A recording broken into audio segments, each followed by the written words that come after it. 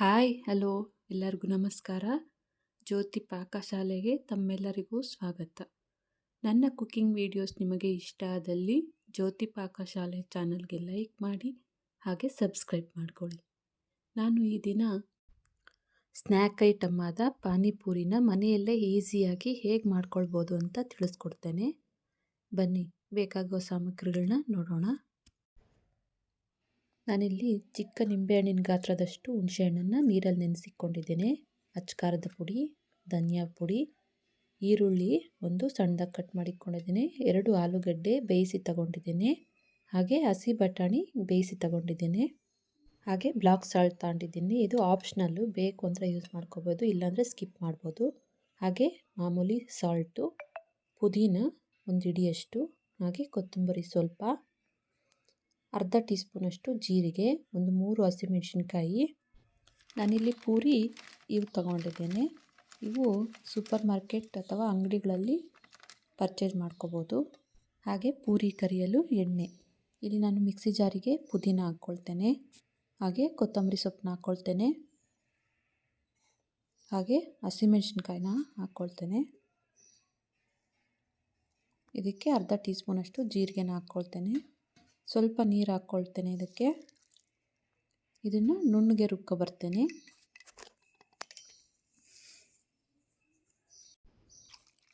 ಈ ರೀತಿ ನುಣ್ಣಗೆ ರುಬ್ಕೊ ಬರಬೇಕು. ಇದಕ್ಕೆ ನೀರು ಹಾಕ್ಕೊಂಡು ಇದನ್ನು ಶೋಧಿಸ್ಕೊಳ್ತೇನೆ ಪಾತ್ರೆಗೆ.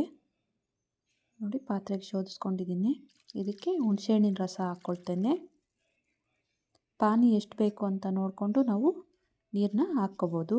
ಹಾಗೆ ಬ್ಲಾಕ್ ಸಾಲ್ಟ್ ಹಾಕ್ಕೊಳ್ತೇನೆ, ಅಥವಾ ಮಾಮೂಲಿ ಪುಡಿ ಉಪ್ಪಾದರೂ ಯೂಸ್ ಮಾಡ್ಬೋದು. ಹಾಗೆ ಇದಕ್ಕೆ ಸ್ವಲ್ಪ ಈರುಳ್ಳಿನ ಉದುರಿಸ್ಕೊಳ್ತೇನೆ. ಈಗ ಪಾನಿ ರೆಡಿ ಆಯಿತು. ಆಲೂಗಡ್ಡೆ ಮಸಾಲ ರೆಡಿ ಮಾಡ್ಕೊಳ್ಳೋಣ. ಒಂದು ಬಟ್ಲಿಗೆ ಆಲೂಗಡ್ಡೆ ಹಾಕ್ಕೊಳ್ತೇನೆ. ಇದನ್ನು ನುಣ್ಣಗೆ ಸ್ಮ್ಯಾಶ್ ಮಾಡ್ಕೋಬೇಕು. ಇದಕ್ಕೆ ಹಸಿ ಬಟಾಣಿ, ಅರ್ಧ ಟೀ ಸ್ಪೂನಷ್ಟು ಧನಿಯಾ ಪುಡಿ ಹಾಕ್ಕೊಳ್ತೇನೆ. ಹಾಗೆ ಅರ್ಧ ಟೀ ಸ್ಪೂನಷ್ಟು ಅಚ್ಕಾರದ ಪುಡಿ ಹಾಕ್ಕೊಳ್ತೇನೆ.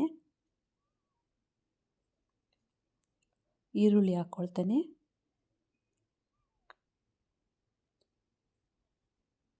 ಹಾಗೆ ಕೊತ್ತಂಬರಿ ಸೊಪ್ಪನ್ನ ಹಾಕ್ಕೊಳ್ತೇನೆ. ಕಲಿಸ್ಕೊಳ್ಳೋಣ ಇದನ್ನು.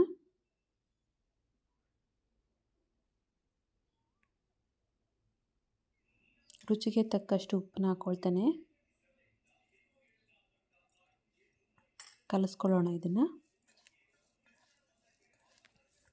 ನೋಡಿ, ಆಲೂಗಡ್ಡೆ ಮಸಾಲನೂ ರೆಡಿ ಆಯಿತು, ಪಾನಿನೂ ರೆಡಿ ಆಯಿತು.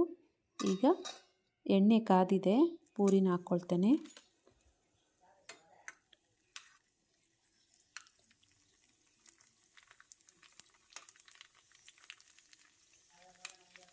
ನೋಡ್ಬೋದು ಪೂರಿ ಎಷ್ಟು ಚೆನ್ನಾಗಿ ಬಂದಿದ್ದಾವೆ ಅಂತ. ಪೂರಿ ರೆಡಿ ಆದವು. ಪ್ಲೇಟ್ ತೆಗೆದುಕೊಳ್ತೇನೆ.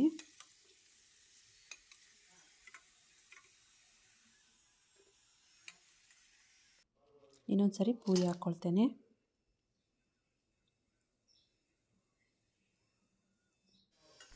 ಪೂರಿ ರೆಡಿ ಆದವು. ಪ್ಲೇಟಿಗೆ ತೆಗೆದುಕೊಳ್ತೇನೆ. ಹಾಗೆ ಪ್ಲೇಟ್ಗೆ ಸರ್ವ್ ಮಾಡ್ತೇನೆ ಪಾನಿಪೂರಿನ. ನೋಡಿದ್ರಲ್ಲ, ಈಸಿಯಾಗಿ ಹೆಲ್ತಿಯಾಗಿ ಸಾಯಂಕಾಲದ ಸ್ನ್ಯಾಕ್ ಐಟಮ್ ಪಾನಿಪೂರಿನ ಮನೆಯಲ್ಲೇ ಈಸಿಯಾಗಿ ಹೇಗೆ ಮಾಡ್ಕೊಳ್ಬೋದು ಅಂತ. ಈ ರೀತಿ ಒಮ್ಮೆ ಮನೆಗೆ ಟ್ರೈ ಮಾಡಿ. ಹೊರಗೆ ಹೋಗಿ ಪಾನಿಪೂರಿ ತಿನ್ನೋದನ್ನೇ ಮರಿತೀರಾ.